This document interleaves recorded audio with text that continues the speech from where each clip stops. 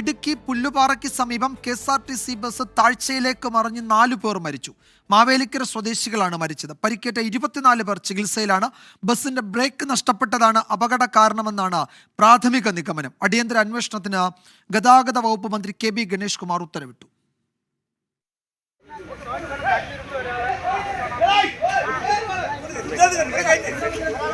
പുലർച്ചെ 6:30യോടെയാണ് അപകടം. കുട്ടിക്കാനത്തു നിന്നും മുണ്ടക്കയത്തേക്കുള്ള ഇറക്കം ഇറങ്ങുന്നതിനിടെ KSRTC ബസിന്റെ ബ്രേക്ക് നഷ്ടപ്പെട്ടു. റോഡരികിലെ ബാരിക്കേഡ് ഇടിച്ചു തകർത്ത് ബസ് 30 അടി താഴ്ചയിലേക്ക് പതിച്ചു. 3 KSRTC ജീവനക്കാർ ഉൾപ്പെടെ 37 പേരാണ് ബസ്സിൽ ഉണ്ടായിരുന്നത്. ആ ഒരു വല്ലാത്തൊരു വളവുണ്ട്. അവിടെ ഞാനൊന്ന് ചവിട്ടിയത് ബ്രേക്ക് കിട്ടി. പക്ഷെ രണ്ടാമതൊന്നും ചവിട്ടി ബസ്സിൽ താഴോട്ടങ്ങ് പോയത്. ബ്രേക്ക് പോയച്ചാന്ന് പറയുകയും ഞാൻ മാക്സിമം ഇടത്തോട്ട് പിടിച്ച് ഞാൻ വളരെ പയ്യെ വന്ന് മോളിൽ നിന്ന് കുട്ടിക്കാനത്തുനിന്ന് താഴോട്ട് വളരെ പതുക്കെയാണ് വന്നത്. ഞാൻ സ്പീഡിലൊന്നും വന്നില്ല. മാവേലിക്കര സ്വദേശികളായ രമാമോഹൻ, അരുൺ ഹരി, സംഗീത്, ബിന്ദു നാരായണൻ എന്നിവരാണ് മരിച്ചത്.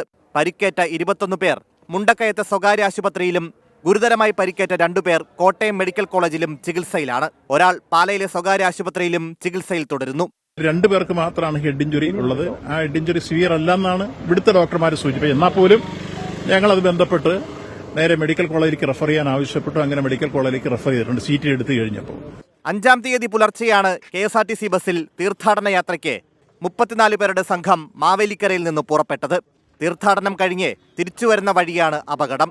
മരിച്ചവരുടെ പോസ്റ്റ്മോർട്ടം നടപടികൾ പൂർത്തിയാക്കി മൃതദേഹങ്ങൾ ബന്ധുക്കൾക്ക് വിട്ടു നൽകും. 24 ഇടുക്കി.